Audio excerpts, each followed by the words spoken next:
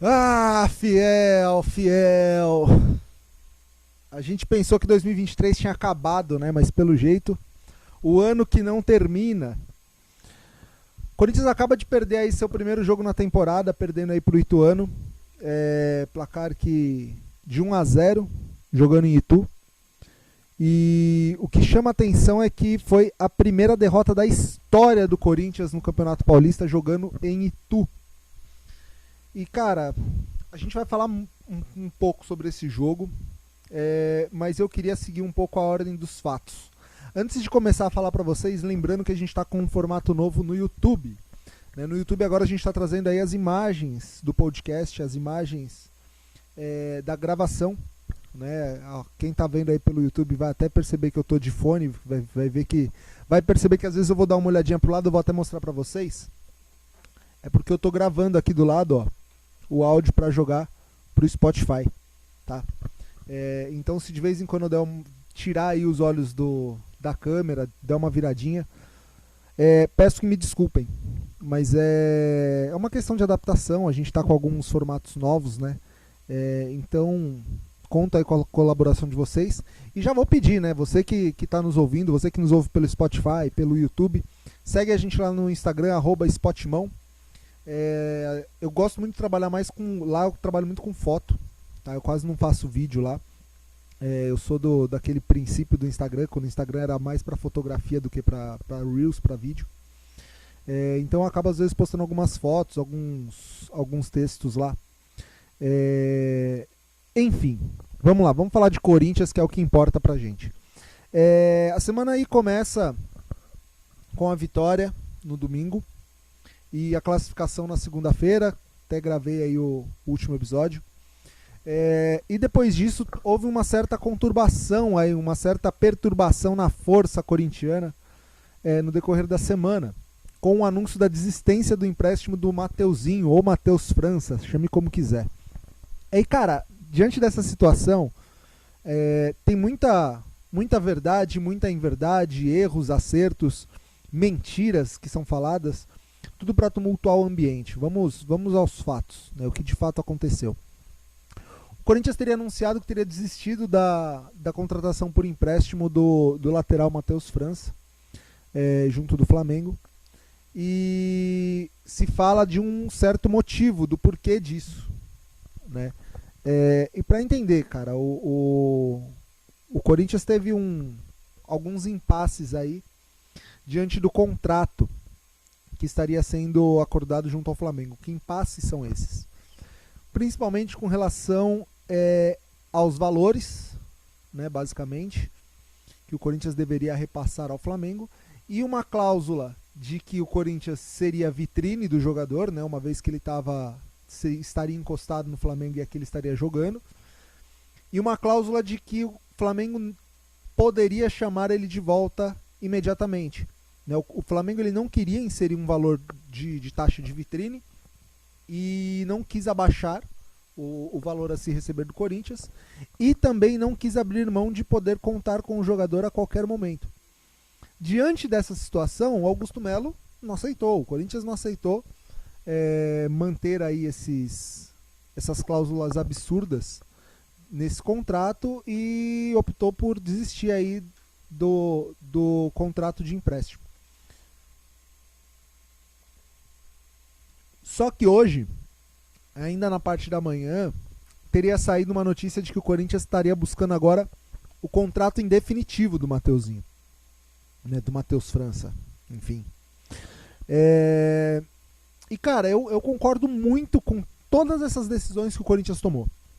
Eu acho que realmente não tem que se dobrar aí aos interesses dos adversários, não tem que simplesmente aceitar, porque o Flamengo é o dono do atleta. Cara, azar, você entendeu? Se você não vai usar o cara, você quer emprestar, algumas coisas você vai ter que ceder também, né? E o que o Corinthians estava pedindo não era nada absurdo, né? Era uma negociação que também não viesse a prejudicar o Corinthians no decorrer da temporada, né? Porque imagina só, o jogador se firma lá de titular e aí de repente o Flamengo simplesmente chama sem mais nem menos, né? Então é complicado isso também. E outra, né, imagina você ser vitrine e não receber nada de repente o jogador é vendido e você não recebe nada, né? Então assim, não era nenhum absurdo que o Corinthians estava pedindo, só que o Flamengo não quis abrir mão. E eu concordo muito do Corinthians ter recusado essa proposta do Flamengo, e também concordo em tentar trazer o jogador em definitivo, né? Já que tem essa possibilidade, por que não tentar, né? O que eu não concordo, e aqui eu quero deixar bem claro, é com relação à postura da diretoria, né? Porque o jogador já estava há mais de uma semana aí treinando no CT do Corinthians, inclusive participou do treino aberto no Parque São Jorge no sábado. Então assim, por que esse jogador já estava aqui? O que ele estava fazendo treinando com o elenco se ele ainda não tinha nada definido? O jogador ele só pode vir para cá, e aí eu também quero falar sobre uma fala aí do Augusto Melo, que disse que já estava tudo certo o contrato dele. Só pode falar esse tipo de coisa, só pode trazer o jogador depois que estiver certo, sabe? E isso escancara um sério problema de um cara que tá lá dentro do Corinthians, que é o Rubão. Cara, o Rubão ele não pode continuar controlando a parte de futebol do Corinthians. Ele não tem capacidade para fazer isso. Isso já está muito claro pelo que aconteceu com o Lucas Veríssimo e ficou mais escancarado ainda pelo que aconteceu com o Matheus França. E aí a gente entra num segundo assunto aí que surgiu hoje, que o Corinthians contratou Fabinho Soldado, que estava no Flamengo, para cuidar aí do departamento de futebol.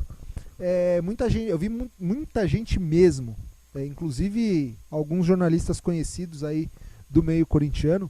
Eu não vou citar nomes aqui, mas eu vi alguns falando até que não conheciam o cara, que não sabem se ele era bom. Cara, ele estava no Flamengo, ele esteve no Flamengo aí nos últimos títulos conquistados pelo time da Gávea. E cara, é indiscutível que o trabalho que vinha sendo feito no Flamengo vinha sendo muito bem feito, inclusive. Então você tirar um profissional de lá para trazer para cá, eu acho que é um ponto muito positivo. Pode-se dizer que é uma aposta, pode-se dizer que lá ele exercia uma outra função? Pode.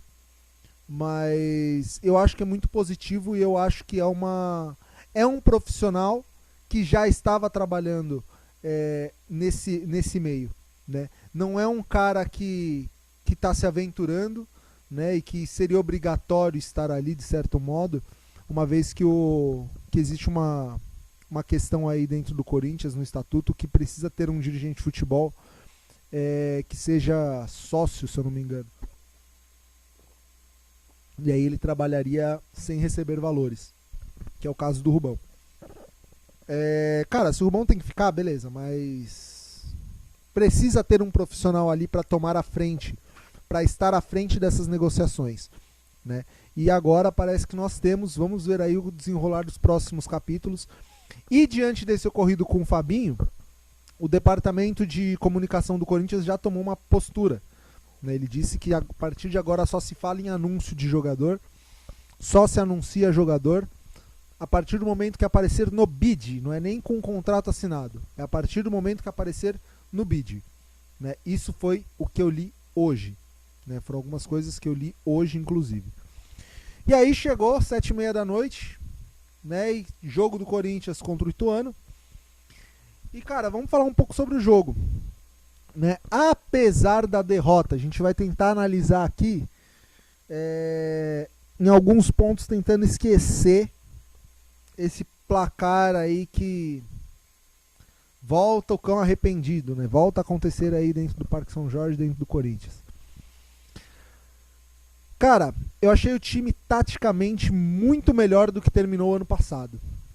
Pode parecer um pouco absurdo isso, mas foi um time defensivamente muito bem organizado. Eu achei que o time defensivamente funcionou muito bem. Achei que o time melhor posicionado. Achei o time mais organizado taticamente. Mas tem algumas coisas que precisam ser revistas, né? Ranieri jogou muito. Achei que o Félix Torres ali, apesar de ter tido uma falha que o Cássio salvou, achei que ele foi muito bem durante a partida toda. É lógico que falhas vão acontecer, é natural, a gente está falando de seres humanos, mas eu achei que o time jogou e se comportou muito bem. Fagner voltando bem, né? Hugo também.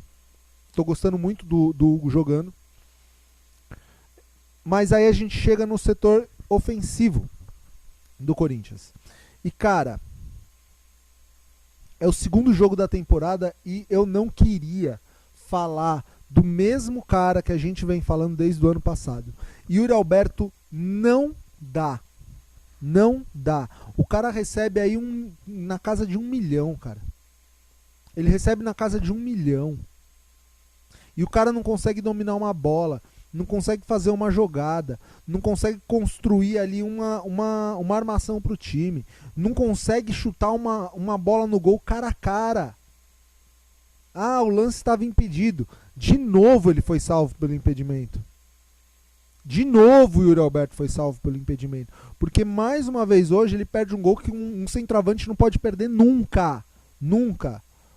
O Matheus Araújo deixou ele na cara do goleiro e ele chutou em cima do goleiro totalmente fraco, mascado. Não dá pra perder gol assim. Não dá pra ter um centroavante, camisa 9 do Corinthians. Camisa essa que já foi usado pelo Ronaldo Fenômeno. Camisa essa que já foi usada pelo Guerreiro. E aí você tem um camisa 9 que não consegue fazer um pivô, não consegue dar um giro em cima do zagueiro, não consegue dar uma limpada para bater pro gol, não consegue fazer uma jogada, não consegue fazer um gol contra o Ituano. E não dá mais para falar que mas é que a bola não chega. Chega. A bola chega.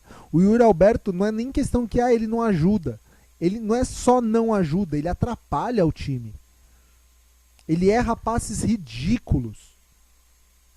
Não dá para esse cara continuar sendo centroavante do Corinthians. Ah, Lucas, mas é só a segunda rodada.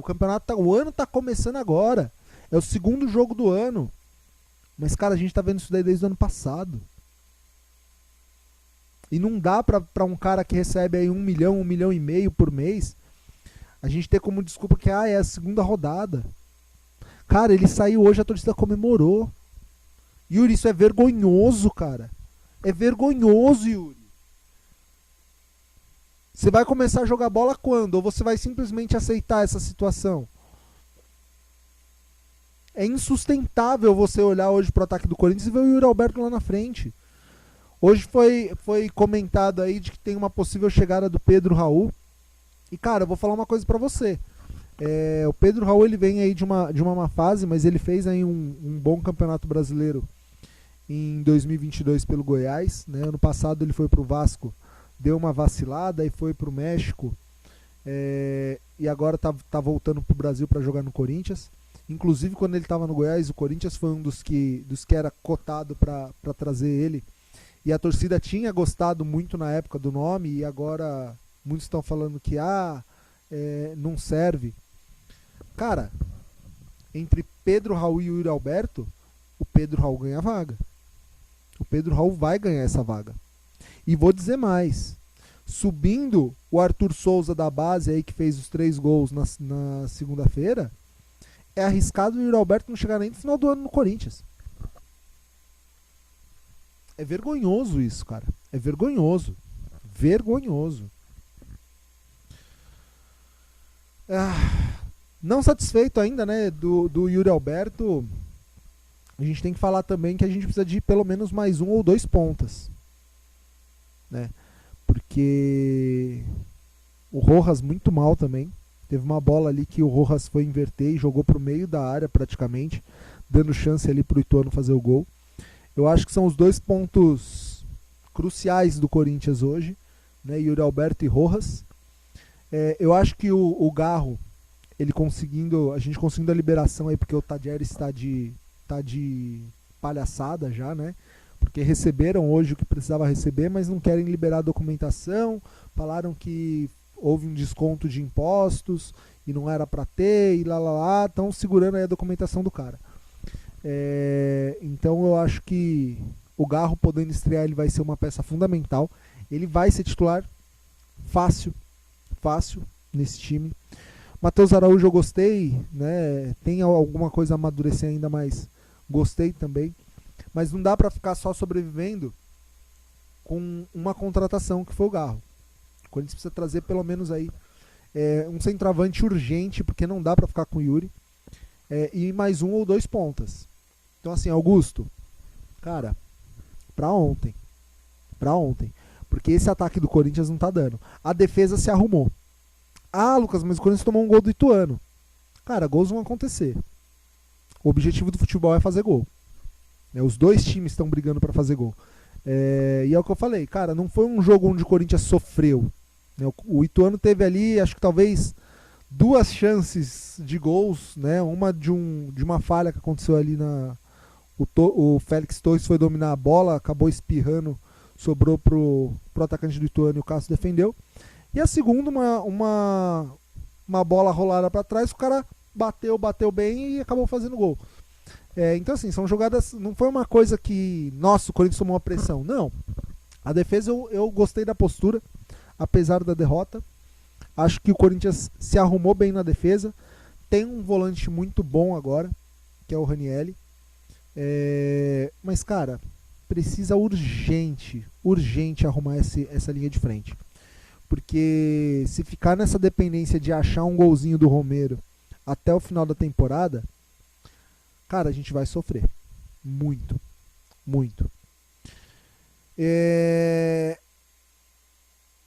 E por fim, né, amanhã tem Corinthians na Copinha. Amanhã tem a final aí contra o Cruzeiro. Corinthians buscando seu 11º título. Partida que será na Neoquímica Arena, às 3h30. Deixa eu confirmar se é 3h30 ou 3 horas. Porque esses horários de Copa São Paulo, teve época que era às 10, teve época que era às 11, aí já teve época que era 4 da tarde. Difícil ter na cabeça isso daí. Mas Corinthians e Cruzeiro amanhã decidem aí a Copa São Paulo de Futebol Júnior.